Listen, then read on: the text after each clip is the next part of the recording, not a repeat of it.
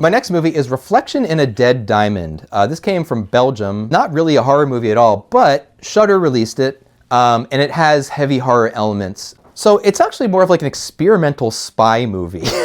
So like, you know, James Bond on acid. So in the 1960s, James Bond was really popular kind of all over the world, and there was this whole cycle of films known as Euro spy movies, which were kind of like often low-budget takes on the kind of James Bond spy formula. So this movie in some ways is kind of an homage to those films, but it's also a completely bizarre, surrealistic, like brain-melting, psychedelic take on spy movies. So kind of think like Quentin Tarantino, but if Quentin Tarantino knew how to actually make a good movie for once. And the only reason it appeals to horror fans, I think, is because there are moments of extreme cartoonish gore. So the plot centers on this retired spy in his 70s who's kind of spending his waning days in a French luxury hotel. He becomes really interested in one of his neighbors, who's this young, beautiful woman who ends up going missing. Kind of has the whole, you know, kind of like one last mission feel where he takes it upon himself to go and find this young woman, and throughout we're learning flashbacks about his life as well. The thing, however, that makes this movie so memorable is just the aesthetics, the visual look. It's been a very long time since I've seen a movie